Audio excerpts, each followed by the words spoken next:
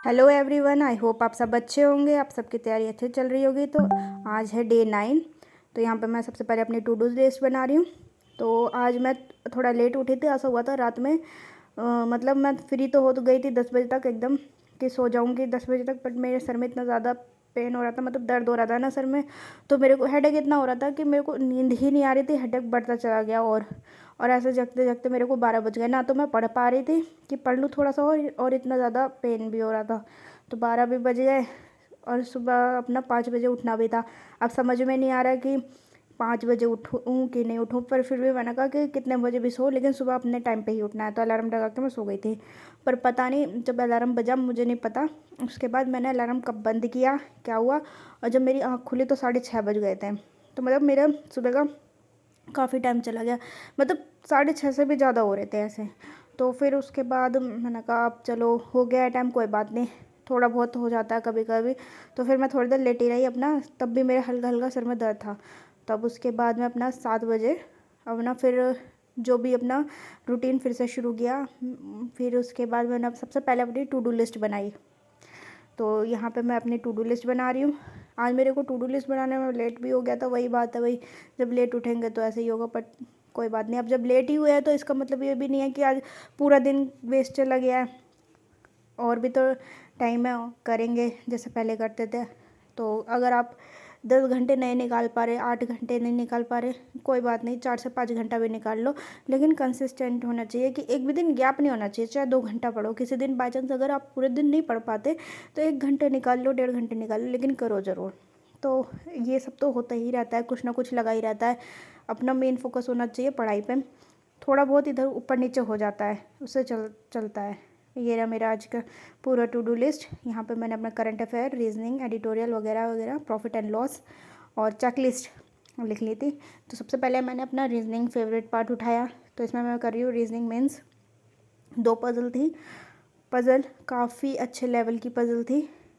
एक मतलब पज़ल्स ऐसी है भाई, देखो रीजनिंग ना एक स्कोरिंग सब्जेक्ट है। अगर आप इस पर ज़्यादा फोकस करोगे, मतलब आपकी क्रिटिकल लॉजिकल थिंकिंग डेवलप होगी। इससे क्या होगा, आप नए नए तरह के क्वेश्चन लगाओगे, सॉल्व करोगे। इससे आपको हेल्प होगी एग्जाम में। जब नया क्वेश्चन देखोगे एटलीस्ट आपको ये तो नहीं रहेगा कि यार ये क्या आ गया। आप घबराओगे नहीं, आप उसको अटेम्प्ट करने की पूरी कोशिश करोगे। पहले तो हमें वो करना है कि जो हमें आता है 100%, हमें पता है ये 1 लाइनर क्वेश्चन है या 2 मार्क्स का क्वेश्चन है मेंस में, वो कर लेना है। फिर होती है थोड़ी बहुत पजल कि उसे करते हैं सॉल्व। भाई थोड़ा टाइम मिलता है देखो मेंस में, उसमें भी हमें चूज़ करना पड़ता है, सिलेक्ट करना पड़ता है कि कौन सा क्वेश्चन हमारे से हो रहा है। जो लगता है कि छोटा है, जल्दी बन सकती है पजल, हमें पता चल जाता है कि ये बन जाएगा। विदिन 5 मिनट हमें पता चल जाएगा बनेगा कि नहीं बनेगा। लेकिन अगर बाई चांस हम बना रहे हैं और गलत हो गया गलती से, तो घबराना नहीं है यहाँ पे कि अगर मेरे 5 मिनट चले गए, 10 मिनट चले गए, नहीं। आपको वहाँ पे बहुत मतलब एकदम ये रखना है कि मैंने और तो क्वेश्चन कर लिए। बहुत बच्चों ने वो भी नहीं किए होंगे शायद। थोड़ा ये सोच के आप मोटिवेट हो सकते हो, या फिर ये सोचो कि मुझे करना ही करना है। परेशान होने की कोई ज़रूरत नहीं है। आधे से ज़्यादा काम ख़राब तो हमारा यही होता है कि हम घबरा पहले जाते हैं। थोड़ा हो जाता है, हमारे हाथ काँपने लगते हैं, या हम कुछ ज़्यादा ऐसा सोच लेते हैं कि भाई अब क्या होगा, और मेरे से ज़्यादा तो और बच्चे कर आएंगे, सबसे बेकार एग्ज़ाम मेरा गया। भले जो रीजनिंग से पहले सेक्शन होगा ना वो अच्छा चला जाएगा, बट फिर भी हमें ये लगेगा कि यार ये क्या हो गया। लेकिन इसकी हमें हैबिट बनानी होगी। ज़्यादा से ज़्यादा मेंस के भी मॉक लगाने होंगे। जैसे प्री का तो करना ही है, मेंस का भी करना ही करना है। ऐसा नहीं कि सिर्फ प्री में ही लग रहे हैं, मेंस पे भी पूरा फोकस होना चाहिए। और देखो सबसे बड़ी बात, सुबह उठ के सबसे पहले टू डू लिस्ट बनाना और अपना कोई फेवरेट सब्जेक्ट उठाना है, ठीक है, जिसमें ज़्यादा से ज़्यादा आप क्वेश्चन लिख के सॉल्व करो, उसको दिमाग ज़्यादा लगाओ ताकि नींद ना आए। और उसके बाद आप चाहे तो उससे पहले ही क्विज़ लगा सकते हो। अड्डा 247 ऐप है, उस पर क्विजेज आते हैं, तो उस पर से लगा लो। देखो भाई ये तो मेरी पजल थी, एक पजल तो इजी थी, बट थोड़ा ना नया टाइप में क्वेश्चन था, बिल्कुल ही नया। तो मतलब थोड़ा समझने में टाइम लग गया, लेकिन हो गया। थोड़ा सा और ज़्यादा दिमाग लगाते हो तो हो जाता। और ये क्वेश्चन मैंने खुद से ही अटैम्प्ट किया, मेरा एट द एंड बिल्कुल सही बना था। और ये 5वें मतलब 5 पॉसिबिलिटी में जाके बना। मेरा बन तो ये पहले भी जाता, बट कहीं ना कहीं एक सिली मिस्टेक की वजह से कुछ ना कुछ रह ही जाता है। देन उसके बाद मैंने करंट अफेयर्स स्टार्ट किया। तो करंट अफेयर्स ऐसा था कि आज जो करंट अफेयर्स सर ने करवाए थे भाई, उसमें इतना ज़्यादा रिवीजन था, इतना ज़्यादा रिवीजन था। ये है कि जब अगर देखो आपका माइंड बिल्कुल मतलब सुबह मॉर्निंग में फ्रेश माइंड है, आप पढ़ रहे हो, तब तो आप आराम से कर ले जाओगे उसको। एक एक क्वेश्चन को रिवीजन करना, समझना, और बहुत सारी न्यूज़ ऐसी भी सर बता देते हैं। जैसे मेरी जनवरी की छुट्टी थी तो मुझे तो पता नहीं ये चीज़ हुआ है, लेकिन सर ने रिवाइज करवाया तो वहाँ से पता चलती है। ऐसा होता है ना कि सर एक साथ बहुत सारा करवा देते तो हमें लगता है ये हैवी हैवी हो रहा है, बट ऐसा नहीं है। आप उस लेक्चर को कोई बात नहीं आधे आधे में करके देख लो, लेकिन करो ज़रूर। जैसे कि अब देखो सर तो अपनी ड्यूटी पूरी करेंगे भाई, वो तो चाहते ही है कि बच्चे अच्छा करके आए। हमारा भी तो फ़र्ज़ बनता है कि हम उसको सही से करें। सर तो अच्छे से कराएंगे ही, तो उसको हाफ पार्ट में डिवाइड कर लो। आधे घंटे का भी देख लो, आधे घंटे का बाद में देख लो। अगर एक साथ नहीं कर पा रहे, बर्डन पड़ रहा है, तो आधे आधे घंटे में डिवाइड करके करो, उसको समझो, तभी हो पाएगा। वरना हम करंट अफेयर को बहुत हल्के में लेते हैं, एट द एंड करते हैं कि जब एग्ज़ाम आएगा तब करेंगे। पर अभी से करंट अफेयर करते रहोगे ना, जो बर्डन आपको अभी लग रहा है एटलीस्ट वो वाला बर्डन आपको एट द एंड एग्ज़ाम में नहीं लगेगा। इसलिए अभी अगर दिमाग पे जोर पड़ रहा है ना, वो ज़्यादा सही है। बल्कि उससे जो एग्ज़ाम में फेलियर नज़र आएगा, उससे अच्छा तो यही जो जो दिमाग पे इतना प्रेशर पड़ रहा है वो ही सही है।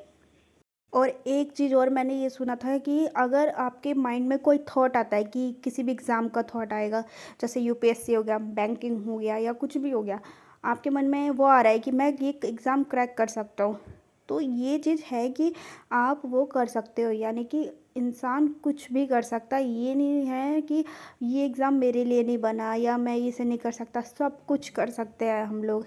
बस हमारी बस शर्त यही है कि मेहनत बहुत ज़्यादा करनी पड़ती है हर एक चीज़ के लिए। सेक्रीफाइस और कंसिस्टेंट और कंफर्टेबल जो हम होते हैं ना, अपनी कंफर्टेबल वाली आदतें नहीं छोड़ते। आराम से पड़े हैं बिस्तर में, या फिर कहीं जाते ही नहीं, आराम से वॉक करते ही नहीं, या बहुत खाने पीने में बस अपना लगे पड़े हैं, मतलब पढ़ नहीं रहे, आलस बहुत आ रहा है, फ़ोन चला रहे हैं अपना।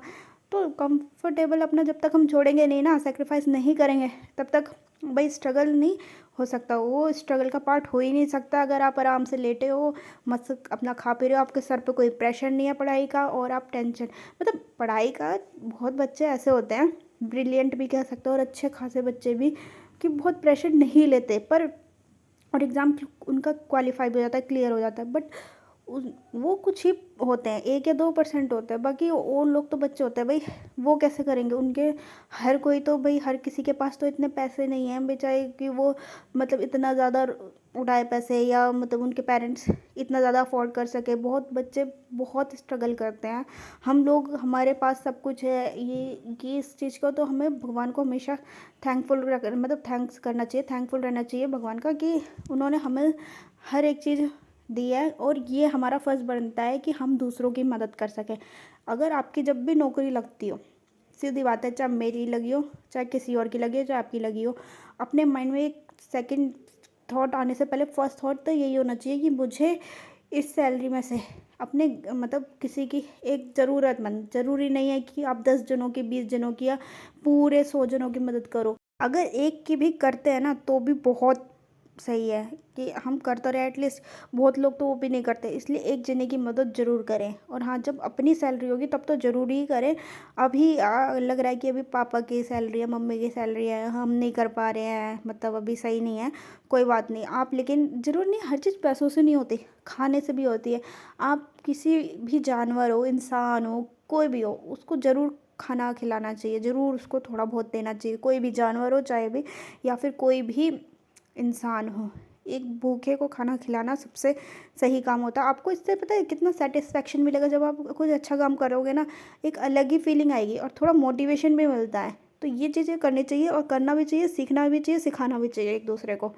और यहाँ पे मैंने क्वांट्स किया था भाई, मेरा क्वांट्स चल रहा है, तो यहाँ पे मैंने अपना क्वांट्स कंप्लीट किया, और एडिटोरियल भी मैंने किया था, तो उसकी तो मैंने कोई वीडियो नहीं बनाई थी। अब जब हम करते हैं ना कि जैसे एडिटोरियल कर रहे हैं या कुछ और कर रहे हैं, तो हमेशा याद नहीं होता कि इस चीज़ की वीडियो बना पाए, हो जाता है। लेकिन देखो, वीडियो से ज़्यादा इंपॉर्टेंट है कि हमें अपना वो चीज़ पार्ट कंप्लीट करना, चाहे इंग्लिश का हो, चाहे रीजनिंग हो, चाहे मैथ्स हो, चाहे कुछ भी हो, तो वो चीज़ें करनी बहुत ज़्यादा ज़रूरी है। होप सो मेरी वीडियो आपको अच्छी लगे तो प्लीज़ चैनल को सब्सक्राइब करें, एंड ऑल द बेस्ट।